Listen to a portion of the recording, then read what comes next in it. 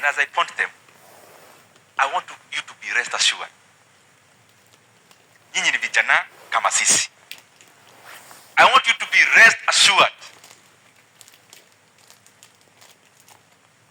Mimi Ndindi Nyoro hapa, Mheshimiwa Mukoji, in this Kenya, we will stand for what is right, regardless of the cost.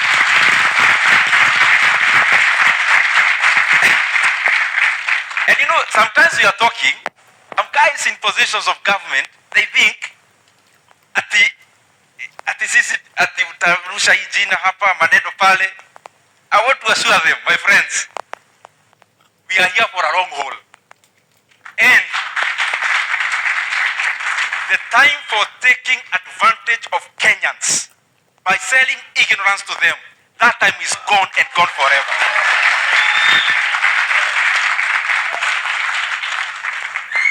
The other day, I talked about Safaricom shares. And I saw some people, the entire government, trying to respond. Unfortunately, they were responding issues about the messenger. I'm challenging them. This is not about the messenger. It is about the Kenyan people and Kenyan money. And I agree with all those who are saying that companies' prices are set in the market. They are not set in boardrooms. I agree. I agree because the people in government set Safaricom price in the boardrooms.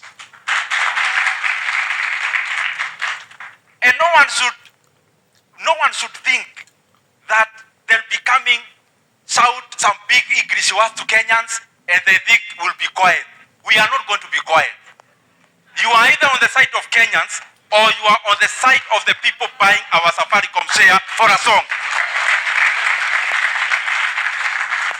Na wale wanauza hizo hisa, ukidivide zile zinauzwa na watu wa Kenya wote. Mimi kama Ndindi Nyoro, wanauza share zangu 100. Na watu wa Kiharu na watu wa Kenya.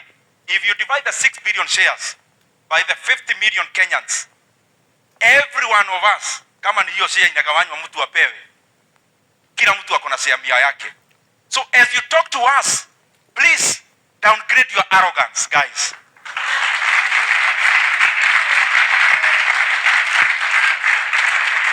Because there is no way I am going to keep quiet. And I'm repeating many times. I have been in maneno ya shares since I was first year in campus. And if there is a time I will use my knowledge, I will use my expertise, I will use my understanding to help the people of Kenya. It is now when we are selling our most prized asset called Safaricom. And my formula is very simple, guys. Okay, you are selling Safaricom to build roads. In fact, I'm saying, go ahead. But I'm telling you this. Is it money you want? Yes. More or less? More. Then I'm here saying, you'll get more money by opening Safaricom bid into international buyers to compete. If we end up getting 350 billion Kenya shillings, instead of the 200 billion we are getting, aren't we going to build more roads? Aren't we going to build more roads? So we are just saying, we are not going to keep quiet as people purport to take advantage of Kenyans. Telling me Safaricom is listed and telling Kenyans, we know. But we also know this. NCBA is a listed company. NCBA. And they are being bought by Netbank from South Africa. From the same country the buyers of Safaricom are coming from. But NCBA was trading at below 70 shillings before there was a rumor of the purchase and the transaction. But the people who are buying NCBA, they are buying it at over 102 per share. It is listed and we know. So if it's a lecture about market prices, that lecture was done with long time ago. We know it. There is a company called EAPL, and their biggest shareholder is called Diageo, and they are selling to Asahi of Japan. The market price of EAPL share as of yesterday was 244 shillings in our NSE, not any other place. But the Diageo is selling to Asahi for 590 shillings per share. So we are telling you people in government, it is either you float Safaricom and you open it up to international bids, or you face the people of Kenya and tell them,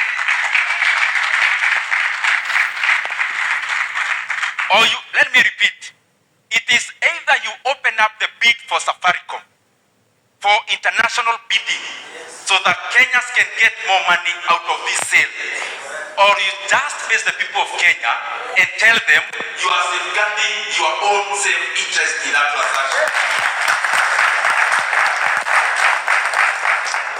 But hii story ya kuja na maneno mkubwa mingi, it will not work, because we are going to speak. If you don't want to hear, it is your business. Many Kenyans want to understand about their assets, and we are going to do it. And as the people in government come to lecture us about markets and such, I also want to tell them, guys, there is the Kenya pipeline shares that are being sold through an IPO now. You go back to where you are in a meeting, trying to think you are allocating 20 to 25% on something you are calling regional investors. And you are talking about Uganda. The people in government who want to buy Kenya pipeline shares, don't call yourself a regional investor based in Uganda. We know you, it is you.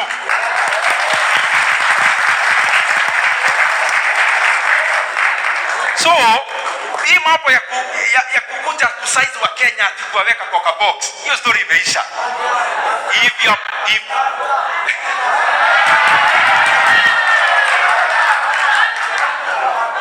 If Kenya pipeline shares, if you look, you know, if you are doing honest transactions, guys, don't bother hiding.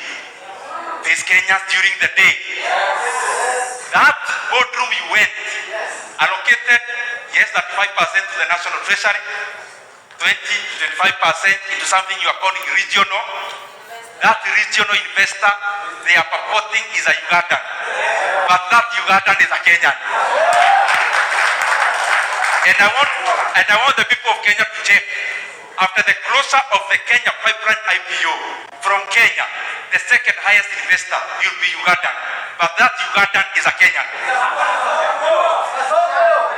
The second one, they are purporting at the foreign investor, giving that foreign investor 20 to 25%.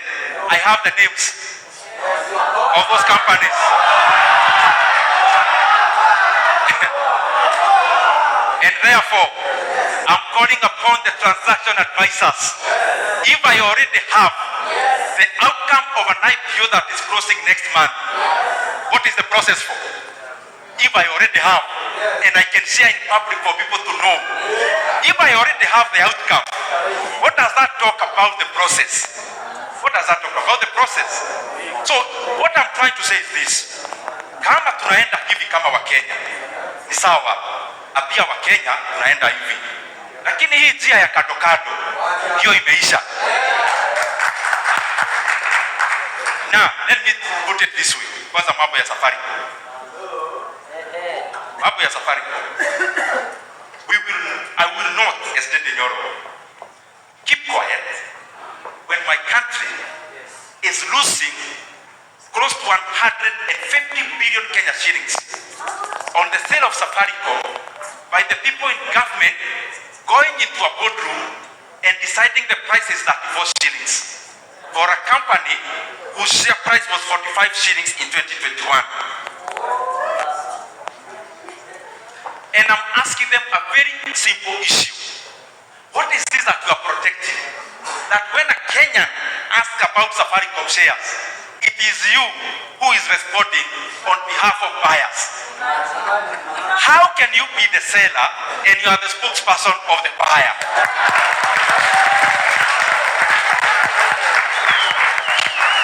Let me make it very clear. For the last time, hii watu ya serikali, mimi nauliza kwa heshima, hii share ya Safaricom mimi sitaitikia muuze kama panga ambayo imekatika. Lazima muweke hiyo kampuni, watu wote waweke bids zao, Wakenya wanufaike kwa pesa ambayo ni mingi. However, if you feel that you are not going to be answerable to the people of Kenya, I am going to share the phone numbers of directors of Vodafone.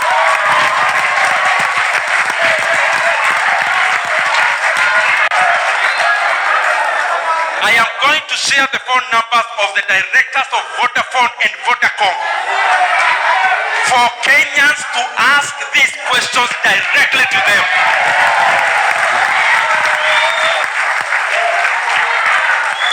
And mimi nitaendelea kufanya siasa ya heshima kwa viongozi wote. Naheshimu kila Mkenya, naheshimu kila viongozi. But I also want to tell them, we are not going to be intimidated by anyone.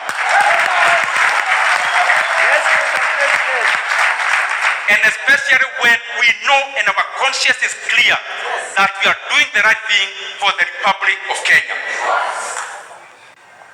Vijana oye! Ya mwisho, mimi nimekaa chini kwa heshima kubwa sana na nimefanya calculations on what is required for Kenya to offer free basic education to all the children of Kenya.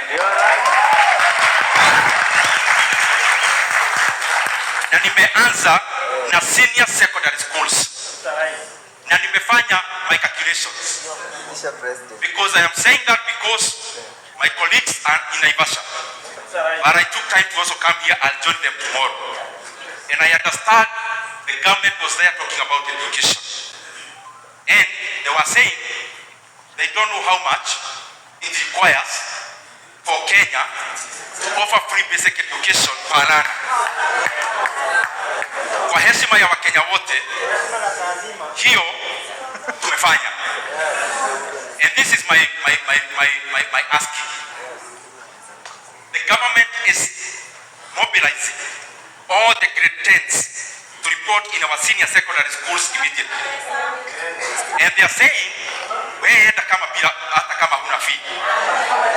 But the same government on the other side is saying, oh, but remember, you still have to pay the fee. So I want Kenyans, let us now get into this caucus now, not tomorrow. Because Kenya is capable of offering free day secondary school education starting now. We only need the government to pay the 22,000 that is in the law, in the guidelines for capitation. And on top of that, the money that is required per learner in Kenya for the lunch program is an average of that 5 shillings every day. And we have 185 days that we are in school. All the other days we are on holiday. And therefore, Kenya will only need just around 6,500 shillings additional per learner for all the day schools to be free, including lunch. And we can afford to add another 3,000 shillings on top of the 6,500 shillings so that the principals can get money to pay the BOM teachers where there are shortfalls and to pay all the other costs that are not captured under capitation.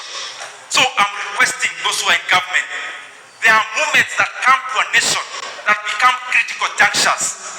The critical juncture for Kenya to offer free day secondary school is now, not tomorrow. And I am not pushing this burden to the government entirely. As a member of parliament for Kiharu, I am just saying I am ready for the government to cut our CDF by 30 million every constituency. And we are going to raise 10 billion Kenya shillings out of that.